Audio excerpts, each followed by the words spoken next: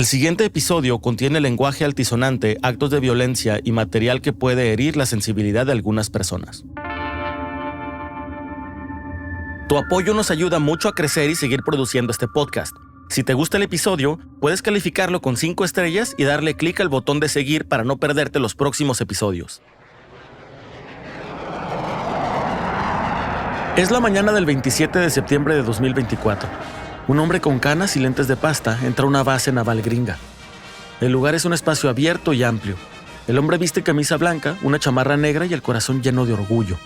Este hombre es Alfredo Arenas, fundador de los Cazagringos, y está en la base naval para presenciar a su hijo ser elevado de rango en la Navy. Sí, fíjate que fue en la mañana, fue en la base naval de Oak Harbor, en Washington State. Fuimos y nos quedamos con mi hijo en su casa y de ahí nos fuimos muy temprano a la base naval. Él se fue mucho más temprano y nos fuimos mi señora, yo y mi nuera y mis nietos, nos fuimos a la base naval. Nos permitieron el acceso. Con una sonrisa enorme y enfundado en un uniforme café, Alfredo, hijo mayor de Alfredo Arenas, saluda a su padre. Él ya había avisado que íbamos a ir su familia y habíamos entregado con anterioridad los documentos de identidad para que pudiéramos ser validados para ingresar a la base. Ingresamos. Había una multitud porque no era el único. Los oficiales están emocionados y los familiares aún más. En la base naval, el sol brilla sobre los uniformes perfectamente alineados, reflejando destellos en las insignias recién pulidas. Es un día de ascensos, de reconocimiento, de esos momentos donde el esfuerzo y el sacrificio encuentran su recompensa. Alfredo Arenas entiende de jerarquía, de respeto, aunque esta vez no carga un arma, es solo un padre viendo a su hijo crear su propio camino.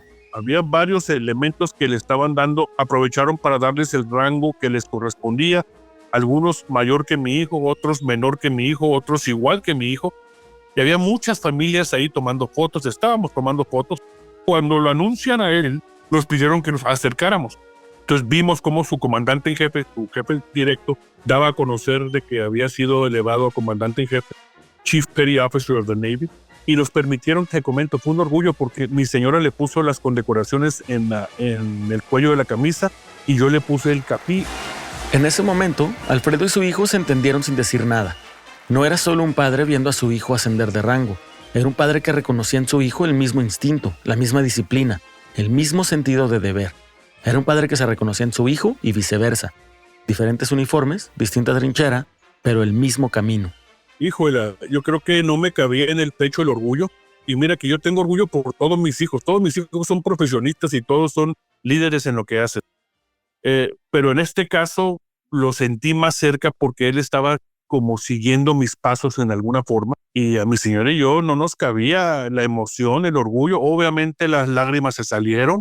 Para Alfredo, ver a su hijo ser reconocido por el gobierno de Estados Unidos fue más significativo que un ascenso.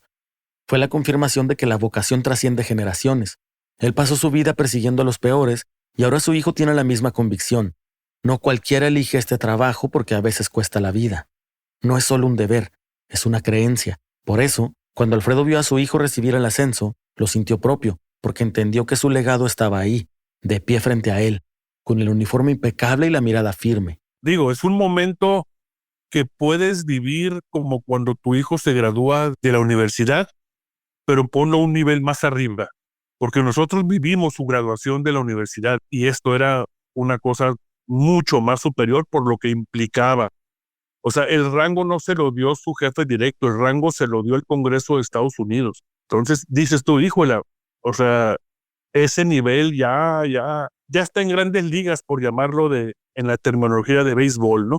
Y sí, pues digo, es una experiencia que ojalá nos toque vivir su siguiente rango, pero pues bueno, estamos sumamente contentos y orgullosos de él, ¿no? Durante años, Alfredo Arenas estuvo al frente de los Cazagringos, persiguiendo fugitivos y dejando claro que México no es un escondite. Su nombre se convirtió en un referente entre los agentes que aprendieron de él, un símbolo de que México no es el patio trasero de nadie. Ahora, en otro escenario, su legado toma otra forma. Un helicóptero de la base naval de Estados Unidos lleva el nombre de su hijo. No solo fue elevado de rango, sino que fue reconocido como marinero del año. Un orgullo cachanilla, o sea, de Mexicali. Pero también un orgullo de todo México, y eso le valió que el helicóptero llevara su nombre. Para muchos, es solo una máquina de guerra, otro número en el inventario. Pero para su hijo, para los que lo conocen, es más que eso. Es una prueba de que el trabajo de Alfredo no desapareció con su retiro. está en los agentes que siguen patrullando las calles, en su hijo que sigue otro camino, y ahora en un helicóptero gringo que surca el cielo con su nombre grabado en el fuselaje. Tal cual dice, Alfredo Arenas Rivas, Mexicali, México, lo que significa que el legado de su padre sigue creciendo. Durante décadas Alfredo Arenas fue un agente mexicano, su hijo ahora es un marino de Estados Unidos. Una familia y dos gobiernos con el mismo principio, perseguir a quienes deben ser detenidos. En tiempos donde la política divide, la colaboración entre agencias es lo que realmente hace la diferencia. Sin esa cooperación, detener a tipos como Dustin Summers, el protagonista de este caso, no sería posible. Se trata de un criminal peligroso que huyó a México buscando evadir las consecuencias de sus terribles, muy terribles actos. Tenía más de una docena de cargos: robo, asalto, robo de vehículos, violación sexual, secuestro, privación ilegal de la libertad. Tenía un catálogo, era un criminalazo. Alfredo está por enfrentar un criminal que se percibe a sí mismo como un superhéroe. Esta basura tenía tatuado en el pecho el logotipo de Superman. Entre los miles de casos en los que trabajó a lo largo de casi 20 años como agente, este es el caso por el que quiere ser reconocido Alfredo Arenas, el fundador de los cazagringos, y estás a punto de saber por qué.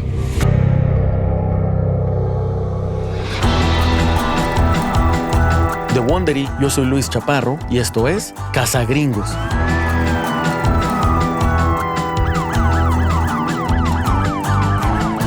En este episodio conocerás el caso de Dustin Summers, un hombre con el símbolo de Superman tatuado en el pecho, que a diferencia del superhéroe, representa lo peor de la humanidad. Un hombre tan vil que secuestró durante horas a una pequeña de 10 años y después huyó de la policía hacia México, pensando que ahí podría seguir en libertad. Pero este episodio no es solo sobre Summers, es sobre el legado de los cazagringos, sobre la unidad que sin reflectores ni capas o superpoderes ha demostrado que México no es refugio para los criminales de Estados Unidos. También desmontamos la historia que Hollywood ha contado por décadas. Aquí, en la frontera, los héroes no son los gringos, son los agentes mexicanos que los persiguen cuando intentan huir. Este episodio se llama Los cazagringos contra un Superman violador. Cazagringos.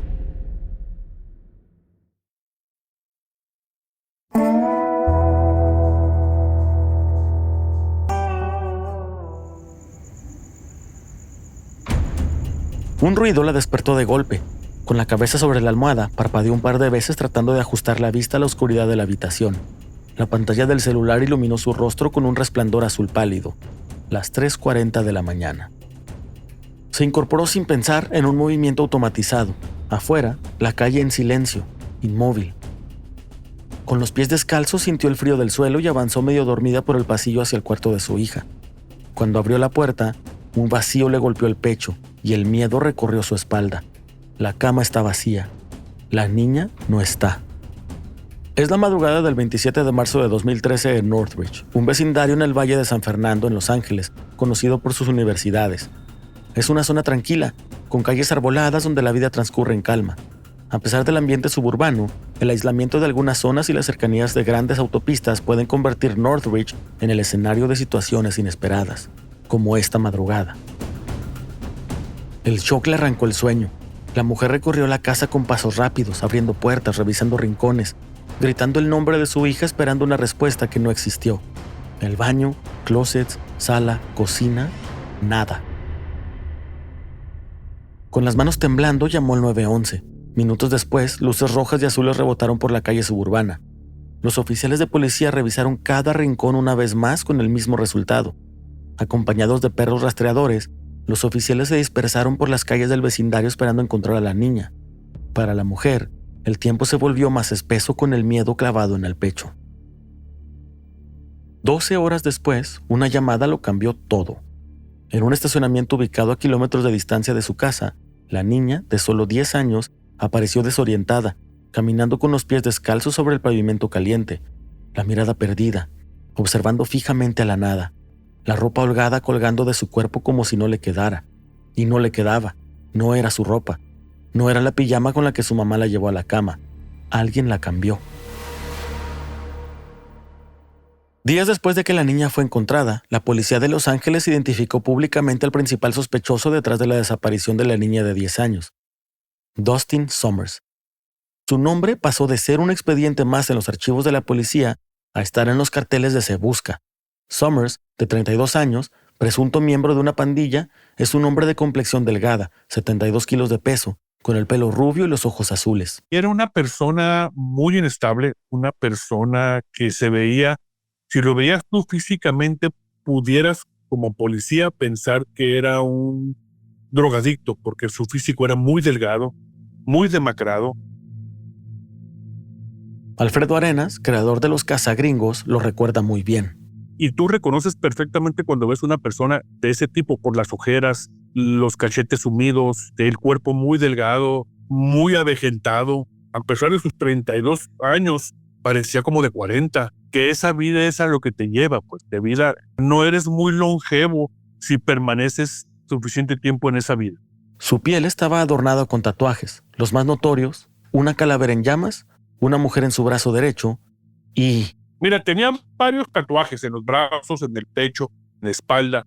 Esta basura tenía tatuado en el pecho el logotipo de Superman. Irónicamente, Dustin Summers, el principal sospechoso de la desaparición y abuso sexual de una niña de 10 años, tiene tatuada la S de Superman en el pecho, un símbolo que, de acuerdo a los cómics, representa esperanza, justicia y protección. Superman es el héroe que protege a los más vulnerables, el que usa su poder para salvar, para hacer el bien. Su S no es solo una letra, es un emblema de lo que significa ser alguien en quien el mundo puede confiar. Pero en Summers, esa S no significa nada de eso. Es como una antítesis de lo que realmente representa. Es como un Superman chafa.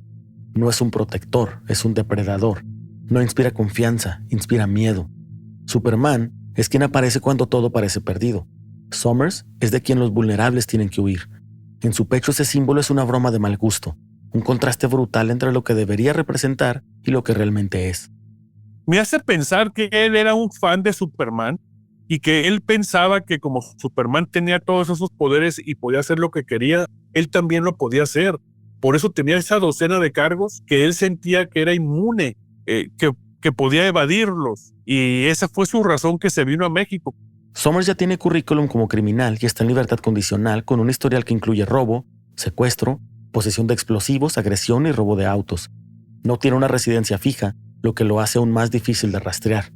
La policía lo describió como un transitorio, un hombre que se mueve entre Northridge y North Hollywood. En el condado de Los Ángeles secuestró a una niña de 10 años, la violó muchas veces, le tomó fotografías desnuda y luego huyó. El caso desató una búsqueda masiva, con al menos 20 detectives trabajando día y noche para localizarlo. La policía estableció una línea telefónica especial para recibir información, mientras que el FBI se sumó a la investigación.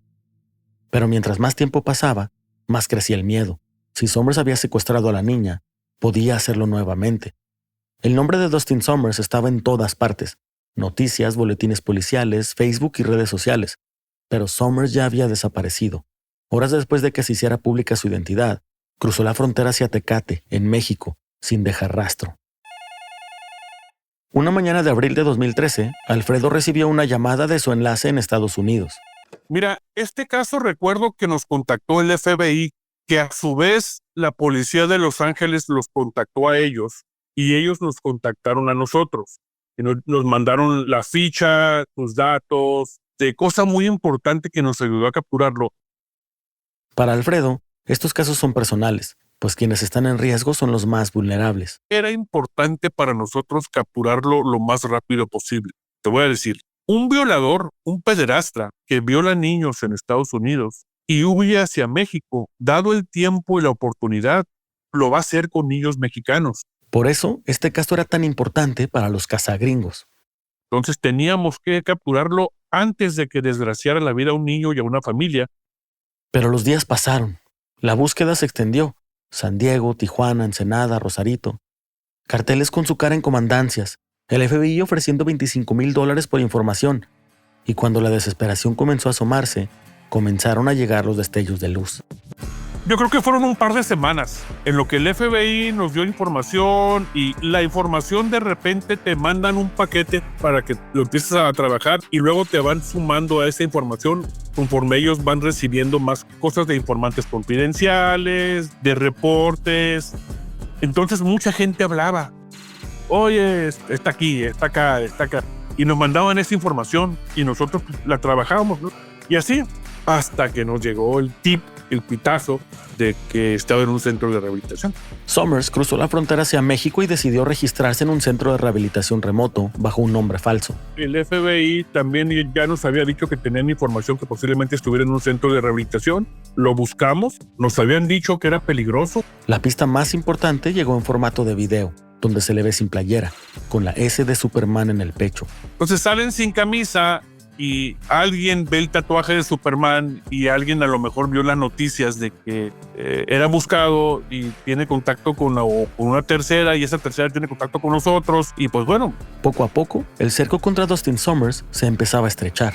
Y ahí en el centro de rehabilitación andaba sin camisa, andaba con su logotipo de Superman muy orgulloso y pues bueno, allá dentro de un centro de rehabilitación hay mucho criminal en rehabilitación, alcohólicos, drogadictos, etcétera, que ven noticias y dijeron, no, pues este cuate. Y nos llegó pitazo. Dustin Summers está en la mira de los cazagringos, y no de cualquiera, sino del más experimentado.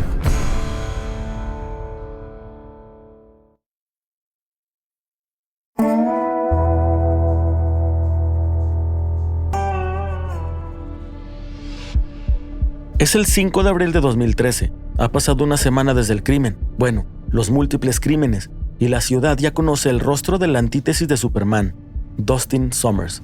Su imagen está en postes de luz y patrullas que recorren Northridge. Los oficiales de policía interrogan vecinos, revisan cámaras y cualquier cosa que pueda darles una pista de dónde está Summers.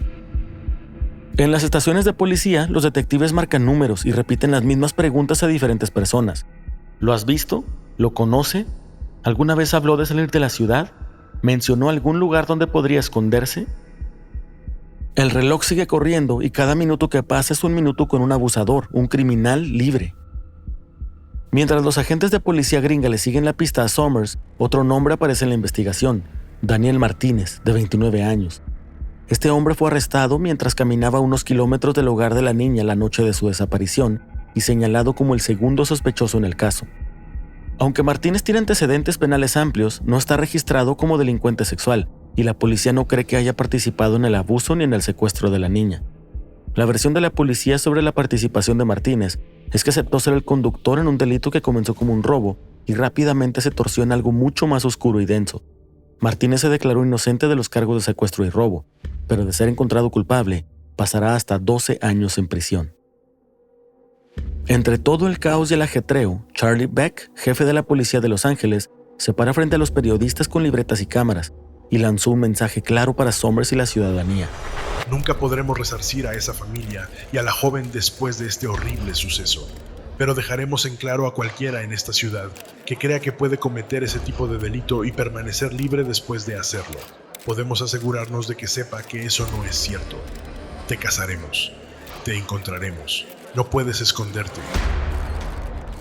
Al igual que Beck, su contraparte del lado mexicano, Alfredo Arenas, piensa lo mismo sobre los delincuentes que piensan que pueden salirse con las suyas sin consecuencias. Todavía existe afortunadamente en la percepción de muchos criminales americanos que el cruzar la frontera, o como en las películas del viejo oeste, cruzar el río Bravo hacia México, eran inmunes a la mano de la justicia.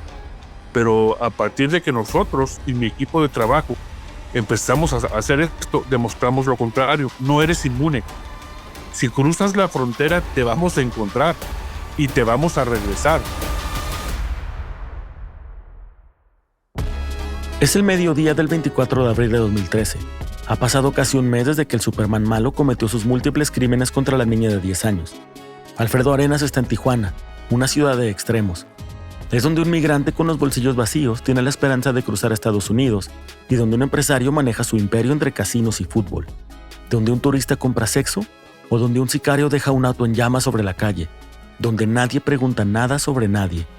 Aquí, el llamado sueño americano está a solo unos pasos, pero muchos se pierden en las tripas de la ciudad y nunca logran salir. La ciudad es refugio y zona de cacería, y Tijuana nunca duerme. Cerca de ahí, en un punto entre Tijuana y Rosarito, se esconde Summers.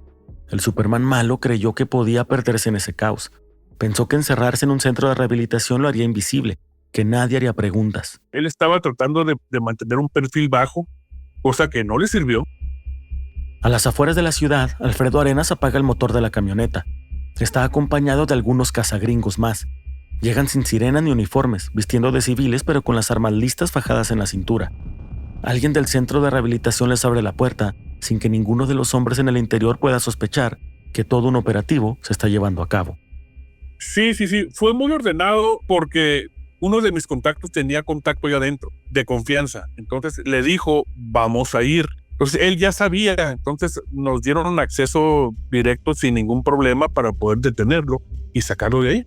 Al entrar, los residentes del centro de rehabilitación hacen labores de limpieza rodeados de olor a cloro, cuando el pelo rubio de Summers sobresale entre el montón. Y uno de mis agentes inmediatamente lo identificó por las fotos que nos llevaron, aunque de la foto a lo que vimos en persona era algo diferente y ya se veía mucho más demacrado que lo que en la foto que nos había enviado.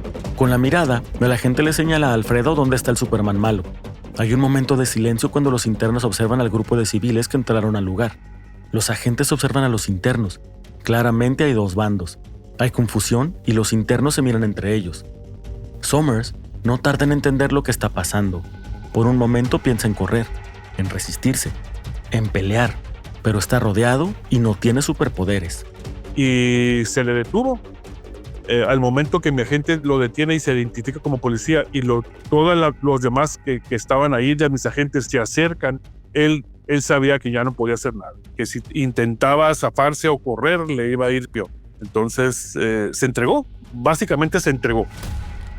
Summers siente el sudor bajar por su frente, las manos tensas, la mandíbula apretada. Qué oportuno sería poder volar ahorita como Superman, salir disparado hacia arriba, rompiendo el techo.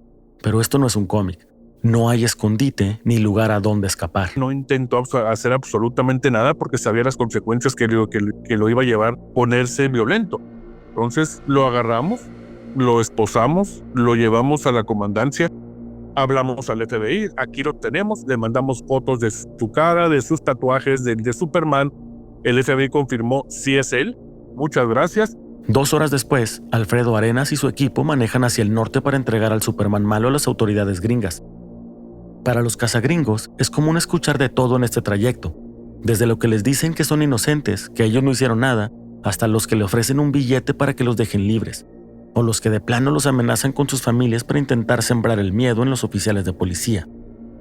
En lo particular no habló, en absoluto. Él ya sabía perfectamente lo que había hecho y sabía perfectamente por qué estaba en México. Estaba huyendo. Entonces, al momento que lo detuvimos, pues yo creo que percibí hasta una cosa como que, pues se acabó.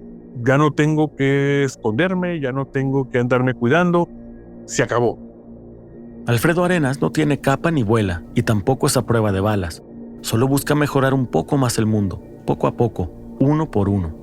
Posteriormente el FBI nos habló con un agradecimiento de parte de la policía de Los Ángeles y de la familia que lo habíamos podido capturar y que enfrentaran la justicia. El trabajo de los cazagringos muchas veces pasa desapercibido porque son encubiertos, pero las muestras de gratitud son un recordatorio de que su trabajo no es invisible y lo mucho que importa. Gracias a su labor, hay un criminal menos en las calles. Lo importante de sacar ese tipo de criminales de la calle es porque la familia tiene algún tipo de descanso mental de que quien le ocasionó ese daño a su hija no lo va a poder hacer a nadie más.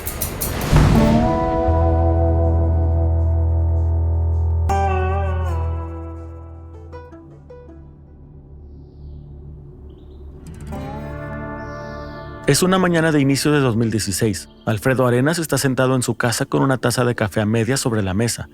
En la radio suena algo que no escucha porque está divagando entre sus pensamientos, y la idea de dejar su placa y su arma ya está muy cerca.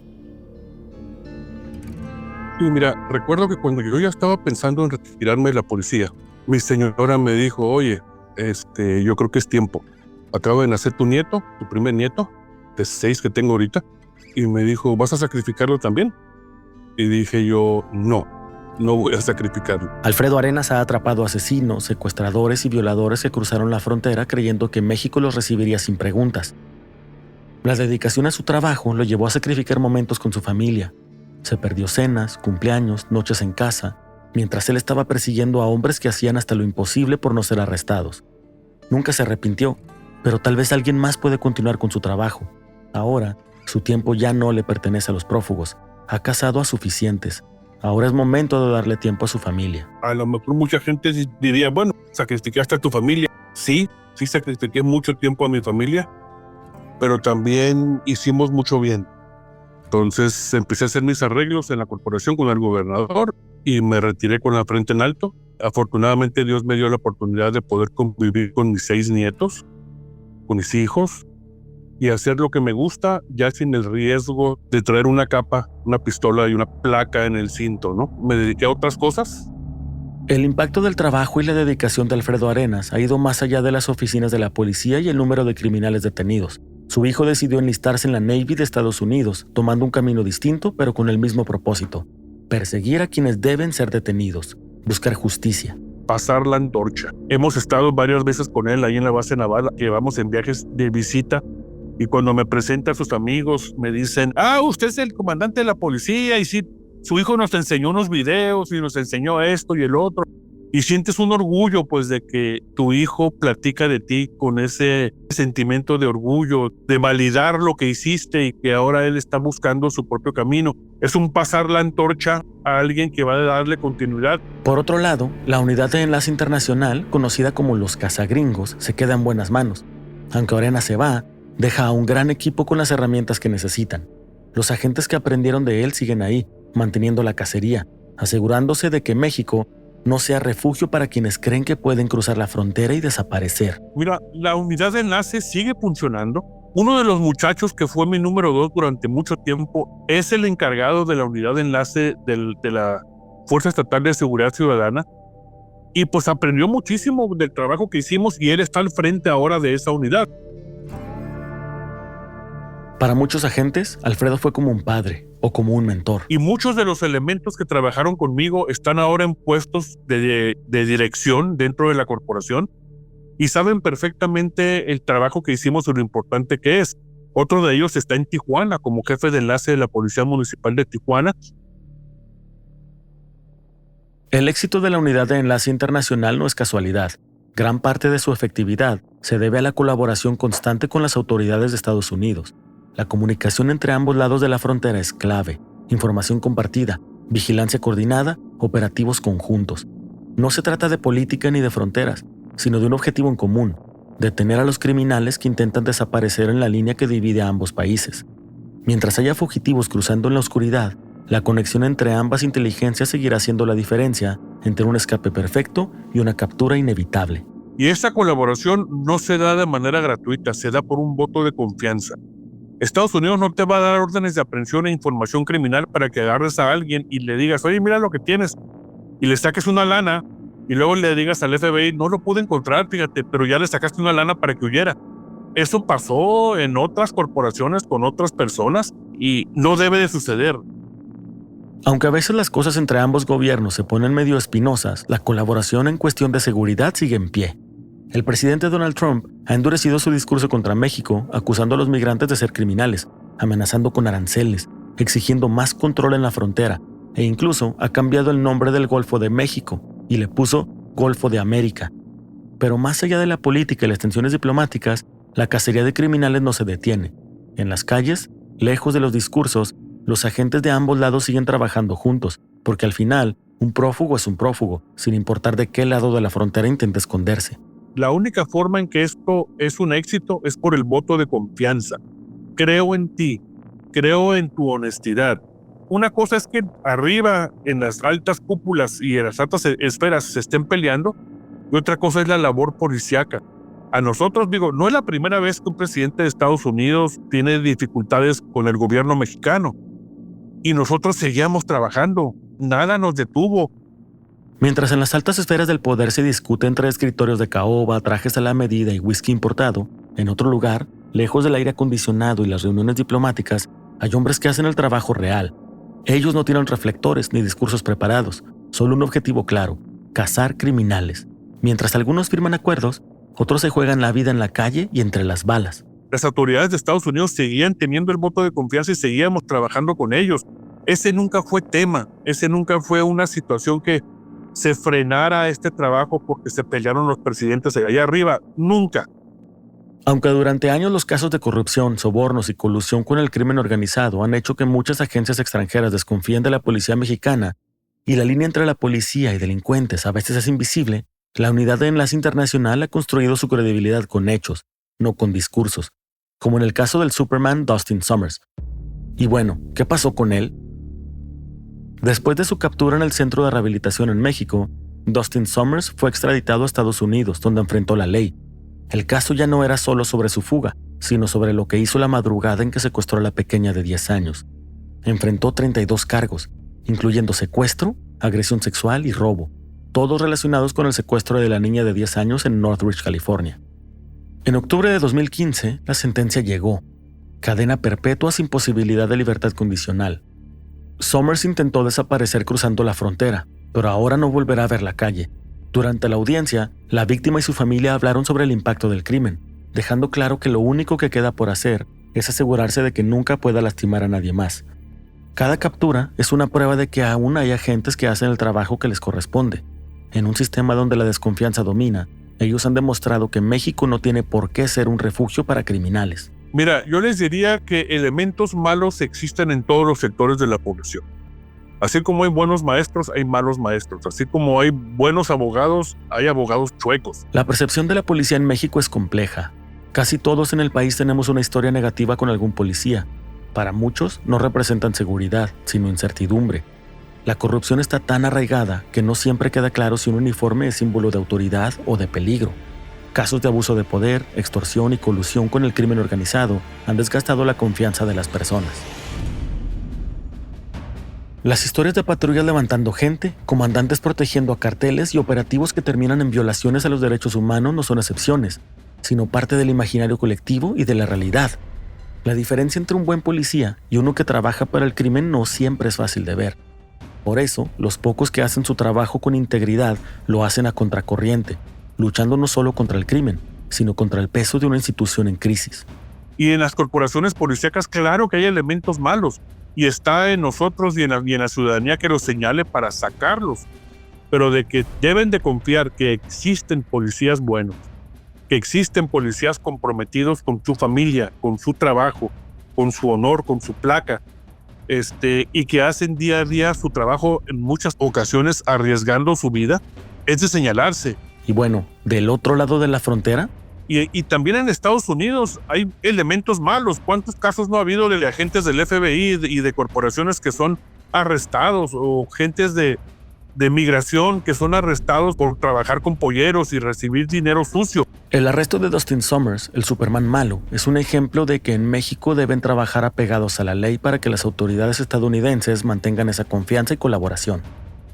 Yo le decía a mis muchachos, si alguno de ustedes se mete en algo, no únicamente va a perder el trabajo, va a perder la libertad. Y quiero que volteen a ver a su esposa y a sus hijos. ¿Y con qué cara le van a decir a ellos que dependen de ti que cometiste un acto de corrupción y que por eso perdiste el trabajo y el sustento de tu familia, o a lo mejor perdiste hasta tu libertad? Esto lo teníamos muy incrustado todos nosotros. Porque al final del día, cuando ya se terminaba tu trabajo y llegabas a tu casa, lo único que te esperaba con los brazos abiertos era tu familia. Más allá de su legado y las lecciones que dejó, Alfredo se queda con las amistades y colegas que hizo a ambos lados de la frontera. Gente que, como él, pasó años persiguiendo a los que creen que pueden escapar. Te puedo decir que todavía cuando voy a San Diego, le hablo a mis amigos de la policía de San Diego, los que todavía están en activo, que no se han jubilado, y platicamos, comemos, igual con el FBI. O sea, se vuelve ya no una relación de trabajo per se, sino se vuelve una amistad que te dura toda la vida. Enfrentarse a situaciones de riesgo y compartir el peligro forja relaciones que van más allá de compañeros de trabajo. Se forjan amistades. ¿Por qué la amistad? Si eres muy afortunado, te ganas la amistad de ellos para toda la vida porque cumpliste con tu trabajo y confiaron en ti. Pero si no es así, cuando salgas de policía, te cierran la puerta y no tienes ninguna comunicación con nadie. ¿Por qué? Porque dicen, está dudoso este cuate, mejor le cierro la puerta. Entonces, esa es la satisfacción que tengo yo ahorita, de que siguen mis amigos ahí, que tengo amigos, que puedo hablar por teléfono y saludarlos, que nos podemos juntar. Y eso te lo ganas con muchos años de trabajo y con la confianza que tienes, y no es de gratis. A lo largo de esta serie, hemos documentado una perspectiva de la frontera que pocas veces se ve. criminales que cometieron delitos en Estados Unidos y cruzaron a México creyendo que aquí su historia se borraba.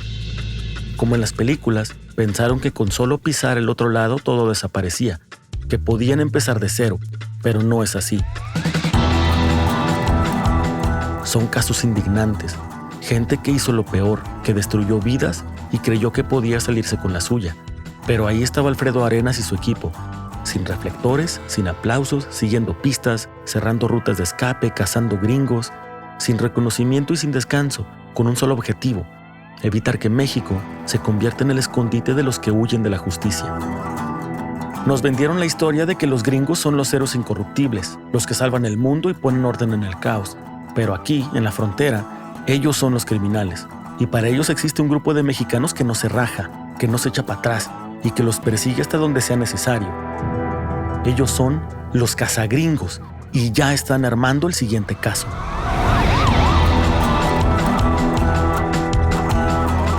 No podemos saber si las conversaciones que aquí te contamos sucedieron exactamente como están narradas en este episodio, pero todas están basadas en las fuentes directas que consultamos para la escritura de este guión. Para este episodio han sido fundamentales los archivos de la División de Los Ángeles del FBI, así como los reportajes de LA Times, Fox News, CBS News, ABC News, San Diego Reader, San Diego Union Tribune, USA Today, Fox 5 San Diego, Associated Press y Letras Libres. También nuestras entrevistas con testigos y el agente Alfredo Arenas, fundador de la Unidad de Enlace Internacional.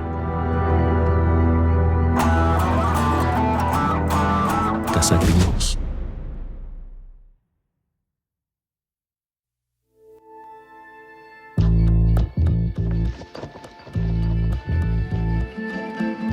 Cazagringos es un podcast original de Wondery producido por La Maldita. Juan Pablo Abait, Lucas Mirbois y Pablo Ferreira son los productores ejecutivos de La Maldita. La dirección es de Roger Vela. El guión de Alejandro Mendoza. Producción periodística de Elizabeth Jiménez. La investigación y fact-checking corre a cargo de Daniel Uribe, Carolina Uribe y Enrique Alvarado. Sonido directo por Ichiro Pérez y Esteban Rodarte de Bleu Recording. Edición por Adrián Gustavo Rodríguez y diseño de sonido por Ignacio Cantizano. Grabado en estudio por Tony Cedillo. La música original es de Tomás Merelo y Mariano Otero. Dirección de actores por Chema Tena. La coordinación de producción es de Melissa Olmedo. La dirección de contenidos es de Juan Pablo Abait. De Wondery, la productora es Carlota Aparicio y los productores ejecutivos son Sarah Barrett, Morgan Jones y Marshall Louis. Yo soy Luis Chaparro.